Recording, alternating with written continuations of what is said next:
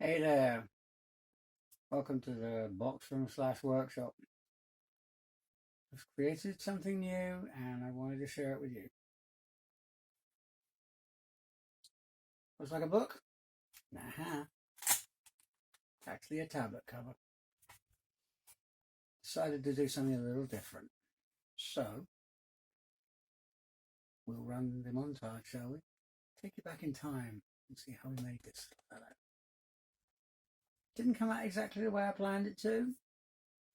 You had to make a few alterations along the way, but I'm kind of proud of it. So, I'll take you back in time to the beginning of the build. Shall we? So here we go. This is what you're going to need to build yourself a tablet cover. Well, for starters, you're going to need something to build it onto, and in my case I'm using a base of an old tablet cover which I picked up from the pound store. This is actually a second-hand one where my wife used it originally. So I'd already pre-cut a hole up in the right-hand corner, just about here, and I also made, as you can see, it's quite sturdy. It's made out of a card with some sort of cover over it, and up in the corners I put the markers for the positioning of the tablet. So obviously I pre-drilled the hole. I used a knife, but you can use a Dremel or whichever kind of drill you like to use. And the next level is the covering. Now this is pleather or leatherette, and it's it's reasonable price depending on where you go to buy it from. Looks like leather, but I find it's slightly easier to work with, and that just goes over the top. And the shiny parts, this is a belt buckle which I had from back from an old belt. Always useful to keep the belt buckle if the belt breaks. Maybe I used a slightly bigger one, too big this time. Might use a smaller one next time. This is going to be attached to the back of the belt buckle. Hold it in position. It's going to be covered in pleather. It's floor mat foam, or rather it's actually flooring rather than floor mat foam. Managed to pick up some, little rough cut, no problem. That is covered and then glued on. Also we have Velcro, which I'm going to use later to hold the buckle on. Two parts, hook and look tape, Velcro, whichever one you use. I managed to find a bit from an old pair of gloves that I was altering. And then we move on to the covering. This is or rather the interior. This is just regular felt. I wanted something soft on the inside so as not to risk scratching the screen of the tablet. And of course we're going to hold it all together with the glue, in this case hot glue. Unfortunately I ran out of glue sticks, so I had to use contact adhesive as well. And obviously we're using a Sharpie and for marking out, and a ruler for the straight parts. And that's our stuff that we need. So that's all assembled. We've got everything we need. We don't need to go to the shop for anything else. And here we go. Okay, here we go. So what we got here is the cover with the pieces of leatherette laid onto the top after they've been cut out. Obviously I needed one for the actual cover itself. I needed one for the strap and the stand on the back. Now that was obviously going to go inside the cover, so I had to fit that on first. There was also some that needed to go over the vinyl that was going to become the buckle. And once I'd done that, it was all glued in position on the back of the strap and stand, and then obviously I glued the front of the cover onto the leatherette, and then had to glue the rear where the strap had to fit through and the stand more carefully.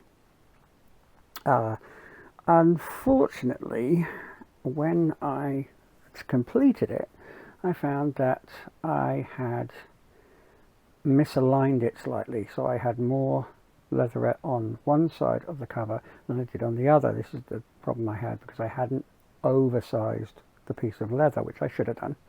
You know what they say, measure once, or measure twice, cut once. Well, I made that mistake and I didn't do that.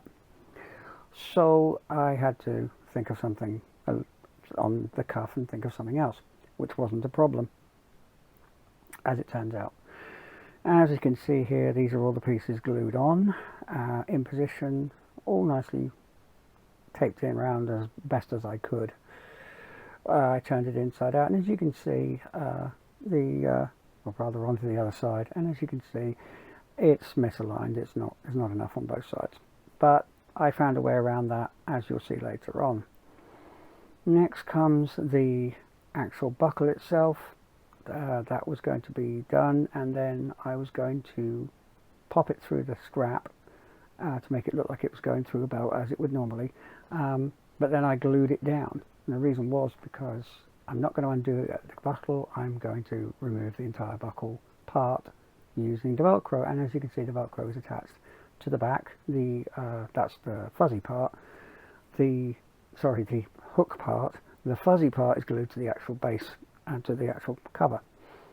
Obviously, then I put the red felt onto the cover, making sure to keep the elasticated straps that were going to hold the tablet in position out of the way.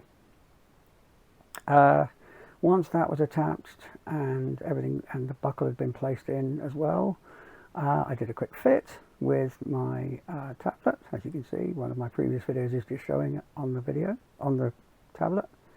And from that point, once that was done, I called it complete. Near enough.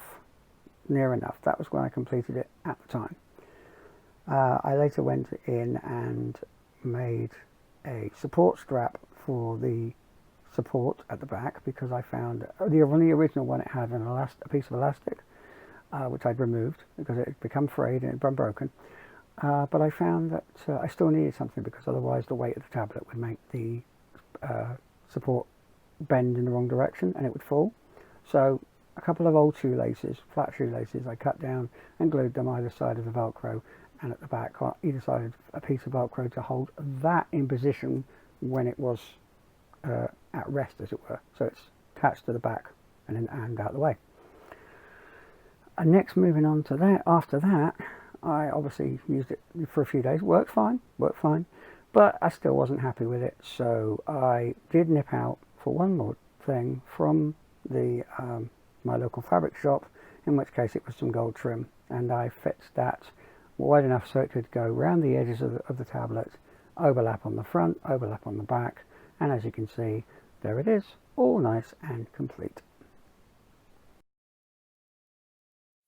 So there we go, all finished, ready for a tablet. Now there are other ways of making this.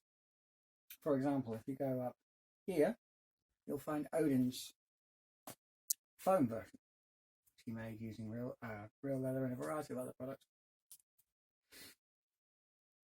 But this is how I do it, because I find it easier working with leather and fabric and glue and other stuff like that. So I will wish you a fine day, and I will see you in the next video. Toodaloo.